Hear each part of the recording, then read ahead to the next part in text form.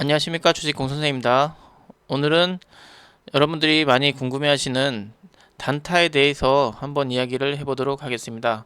자, 앞전에 여기 보시면은 단타의 매매 방법에 대해서 캔들 중심선을 이용한 스캘핑이라든지 뭐 전 저점을 이용한 스캘핑, 뭐 전고점을 돌파한 스캘핑, 뭐 이렇게 기준봉 이런 단타 강의를 몇 개 올려드렸었는데, 오늘은 어, 전 고점을 돌파한 후에 눌림 공략하는, 그러니까 보통 단타하는 분들이 가장 많이 사용하는 기법인데, 요거를 한번 공부를 해보도록 하겠습니다.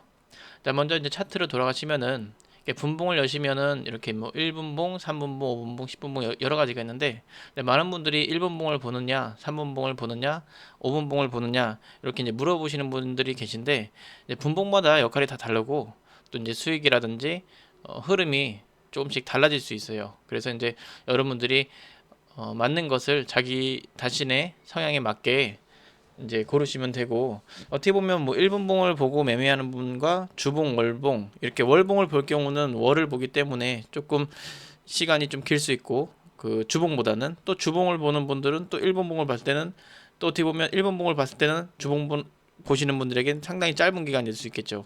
그러니까 자기의 성향에 맞는 것을 고르시면 되고, 어떤 분들은 뭐 1년, 2년, 3년 주식은 사놓고서 1년, 2년, 3년을 기다려야 된다는 분도 있고, 어떤 분들은 그렇게 했을 때는 너무 지루해서 못 견디는 분들이 계시고, 그러니까 단타는 어떻게 보면 성격이 급한 분들이 좀 많이 하시기도 하지만, 또 반면에 그 요즘처럼 장이 들쑥날쑥하면서 빠르게 상승하고 빠르게 하락했을 때 그 상승 구간에만 짧게 수익을 내고 나올 수 있는 기법 중에 하나이기 때문에, 단타는 잘하시면 시장이 안 좋아도 하락장에서도 수익을 낼 수 있는 장점이 있는 반면, 조금 이제 단점은 그 손절이라든지 이런 절제, 미련, 욕심이 절제가 안 되는 분들에게는 단타는 독이 될 수 있겠죠. 수익이 그러니까 손실이 그만큼 빠르게 생길 수도 있다는 거 명심하시고, 항상 이렇게 기술적 매매는 손절과 대응 이렇게 빠르게 여러분들이 하실 줄 아는 정도가 돼야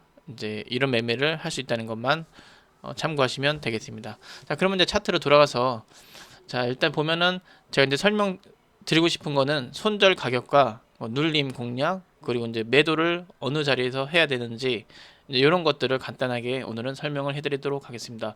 자, 먼저 이제 기준봉을 알아야 되는데, 앞전에 이제 저희가 기준봉 그 설명을 해드린 게 있어요. 여기 보시면은 뭐 기준봉 이런 데 보면 기준봉 역할 뭐 이런 것들 찾아보시면 되고, 여기 보시면 다시 한번 설명을 드리자면, 기준봉이라는 것은 이렇게 이제 기준이 되는 거죠. 이렇게 기준, 이 거래량 실린 캔들이 주로 이제 기준봉이 되는데, 주로 이제 박스라든지 아니면 전고점이라든지 전고점이든 뭐 이렇게 매물들이 모여 있는 구간을 돌파하고 나서 만들어지는 봉을 이제 주로 이제 기준봉이라고 하는데, 자, 예를 들어서 이런 자리라고 보시면 되겠죠. 자, 이 기준봉은 이제 거래량이 실리고 매물들이라든지 이런 매물들, 또는 뭐 전 고점이라든지 뭐 이렇게 뭐 전 고점이라든지 뭐 이런 것들을 돌파하면서 시세를 주면서 이렇게 만들어지는 캔들을 이야기를 합니다. 자, 그러면 자, 예를 들어서 이렇게 기준봉이 만들어졌어요. 그랬을 때 이 기준봉에 이렇게 여기가 시가죠. 시가라는 것은 캔들의 시작하는 지점, 그리고 종가는 끝나는 지점, 그리고 여기는 중심선. 지난번에도 이게 중심 캔들 긋는 방법 알려드렸었고, 자, 여기는 시가고요, 여기는 고가예요. 자, 이랬을 때 우리는 손절을 여기 시가 부분으로 잡는 거죠. 이 시가. 물론 이 캔들은 지나고 보니까 참 잘 된 거니까 이 그래프를, 이 차트를 찾아서 이제 공부를 시켜 드리는 거고, 실전에서는 이탈했다가도 다시 만들어지기도 하고, 또는 바로 이탈했다가 다시 하락세로 돌아서는 것도 많기 때문에 항상 우리는 이제 기준을 잡는 거죠. 지금은 공부할 때 이 기준, 이 봉을 중심으로 공부를 한번 해보도록 할게요. 자, 이랬을 때, 자, 보시면은, 자, 여기를 손절선으로 놓고, 그리고 눌림 자리는 요 중간, 그리고 목표가는 여기 캔들을 여기 상단 종가로 보시면 되겠죠. 자, 이랬을 때, 자, 만약에 주가가 이렇게 올랐어요. 오르고 나서 눌림은 요 중간 정도, 물론 이제 그 캔들이 이렇게 있을 때 꼭 중간이 아니라도 이렇게 보면은 한 대략 뭐 세 등분으로 나눴을 때 상승세가 높은 것들은 여기 3분의 1 지점을 밟고 올라가는 경우도 있습니다. 근데 지금은 중심선으로 공부를 해보자면 이 중심선을 밟고 올라갔을 때, 자 1차 매도는 전고점으로 1차를 매도를 하고, 두 번째는 만약에 돌파를 한다 그랬을 때는 추세를 또 보고 하고, 다음 눌림은 전고점 요 구간을 지지선으로 보면 되겠죠. 자 반면에 이제 여기서 여기처럼 돌파하지 못하고 이렇게 내려간다 하면 요 자리에서 우리는 다 빠져나오는 거죠. 그럼 1차적으로 물량을 우리가 여기서 매도를 했기 때문에 일부 수익을 건졌고, 여기서는 이제 본전 청산을 하면 되겠죠. 그리고 나서 만약에 여기를 이탈한다 그러면 이 종목을 보는 게 아니겠죠. 그리고 나서 여기서 다시 이탈했다가 다시 올라오면 전 저점 스캘핑에 배운 내용처럼 여기서 다시 흐름을 보고 이런 데서 매수를 하는 거겠죠. 하고 나서 똑같아요. 자, 똑같이 자 여기도 마찬가지로 다시 올라온다면 여기 지지선을 놓고 똑같이 요 구간을 수익 보전선으로 여기 1차 매도 구간에서 똑같이 하시면 되겠죠. 자 반면에 이제 여기서 요거 같은 경우는 돌파를 했는데 저점을 이렇게 높이면서 돌파를 했죠.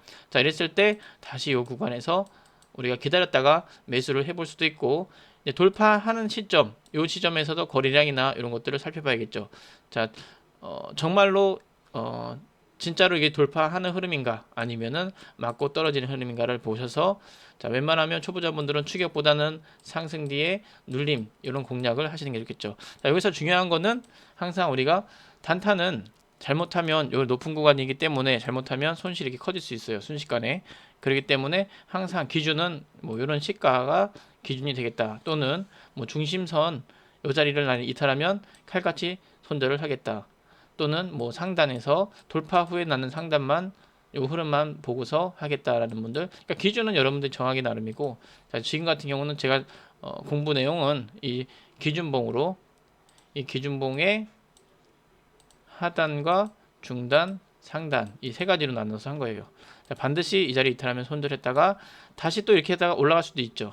그렇지만 이렇게 올라가는 것은 나중 문제니까 우리는 손실을 최소화하고 다시 이런 자리에서 매수를 해서 이제 올려주는 거죠.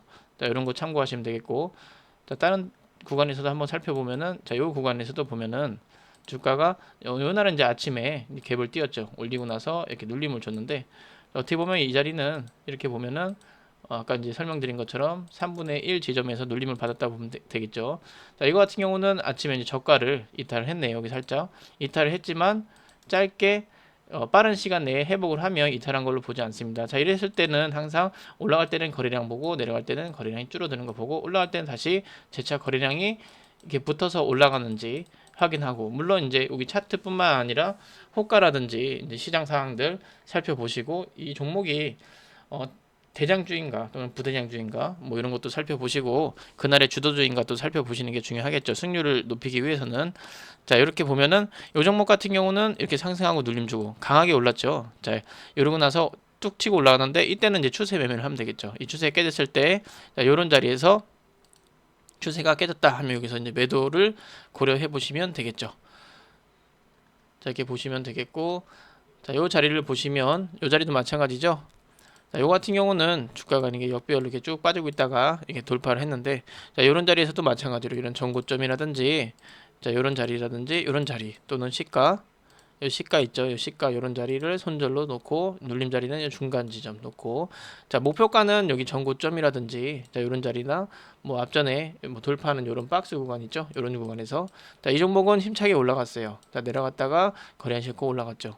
자, 이랬을 때는 또 새로운 타점, 여기 전고점이라든지 여기 전고점에 지지받는지 확인하고, 자, 여기 보시면은 기준봉이 또 만들어졌죠. 자, 이랬을 때는 요거는 손절은 요로 잡는데, 보통 이랬을 때는 손절 잡고 목표가를 여기로 잡는데, 자, 예를 들어서 그렇지만 앞전에 이런 고점 거래량이 좀 실릴수록 조금 매물이 될 수 있겠죠. 근데 이제 그러한 매물들을 힘차게 뚫었다는 것은 그거보다 좀 더 올라가겠다라고 이제 의미를 하고, 우리가 이제 생각을 조금 노하우죠. 어떻게 보면 자기만의 경험을 바탕으로 조금 더 올라가겠구나 이렇게 판단을 해볼 수는 있겠죠.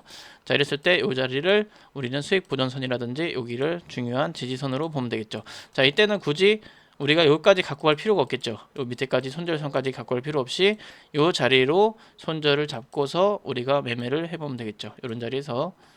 그리고 나서 주가가 이렇게 올라갔어요. 자, 이랬을 때 우리는 보시면 여기를 이탈하지 않는 모습을 볼 수 있는데 이 자리 자 이탈 안 하면 계속 갖고 가는 거예요. 자 이러다가 이평선이 이렇게 멀어지면 여기 이제 모였다가 이 구간에 모였다가 힘을 응집했다가 상승 조정 상승 조정 그리고 나서 한 번 더 올라가면 좋은데 올라가지 않고 힘을 응집했다가 이렇게 쐈어요.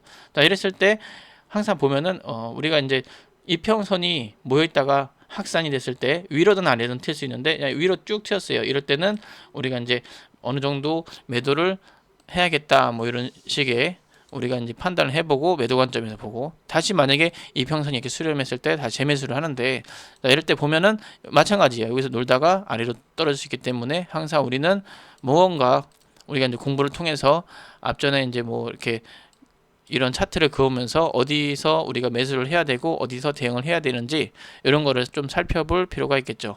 자, 요 같은 경우는 이렇게 이제 올랐어요. 이렇게 쭉쭉 올랐을 때 이렇게 보면은 어디서 매도를 해야 되는지 여기서 딱 보이죠. 여기 조금 못 미쳤네요. 자, 이랬을 때 매도세가 좀 더 강한가 보다 이렇게 생각을 해볼 수도 있고 요거 같은 경우는 우리는 지금 오늘 배운 거는 기준봉을 중심으로 중단점, 시가는 손절선, 상단은 매도 1차 매도하고 그리고 나서 눌림 요 자리까지 수익 보전선 여기를 이탈한다 그랬을 때 우리가 처음에 우리는 여기서 사기로 했는데 굳이 여기까지 올라가서 수익이 났어요. 수익이 났는데 내려가 갖고 여기까지 본전에 팔 필요가 없다는 거죠. 자 이랬을 때 올라갈 때마다 기준봉이 하나씩 만들어지고 올라갈 때마다 이렇게 만들어지기 때문에 그 기준봉 대응하는 거죠. 만약에 이거에서 마찬가지로 기준봉이 쭉 만들어졌어요. 그럼 이 중심선을 놓고서 여기서 또 매매를 이렇게 진행을 하는 거겠죠. 근데 여기 같은 경우 이탈했기 때문에 빠르게 여기서 산 사람이라면 갖고 있었다면 손실은 안 났겠죠. 그럼 여기서 빠르게 정리를 하고 다시 아래 추세라든지 뭐 다른 기준을 잡고서 다시 매수를 하는 게 좋겠죠. 여기서 이제 한 가지 팁을 드리면 그 웬만하면 이렇게 이제 이평선 모인 구간에서 매매를 하고 전저점 여기도 마찬가지예요. 전저점이라든지 이런 데서는 빠르게 내려간다면 손절 처리를 하는 게 좋겠죠. 또는 뭐 수익 실현하는 게 좋겠고. 자, 오늘 배운 내용들은 여기서 보시면은 다시 한번 정리를 해드리면 전고점을 돌파하거나 매물을 소화하거나 이 박스 구간을 돌파하거나 또는 이런 무슨 하락 추세를 돌파하거나 이랬을 때 거래량이 실린 이 기준봉이 생겼을 때 그 기준봉을 중심으로 중심선을 매수 타점으로 잡고 또는 여기는 저점이라든지 이런 시가를 손절선으로 잡고 올라갔을 때 고점을 이런 데서를 우리가 그 목표가를 1차 목표가를 잡고 그대로 올라간다면 더 수익을 끌고 가는 거고 분할 매도하는 거죠. 자, 이렇게 오늘 내용은 이러한 내용들입니다. 이러한 내용들을 여러분들이 자기 걸로 연습을 좀 많이 하셔야겠죠. 그 단타라는 것은 시장이 좋든 안 좋든 그날의 주도주로 찾아서 거래량 수급들이 들어오는 그런 힘들을 보고서 매매하는 거기 때문에 하락 시장에서는 단타 매매가 이런 스캘핑들이 확률적이라든지 조금 수익을 낼 수 있는 수단으로 볼 수 있다고 생각이 듭니다.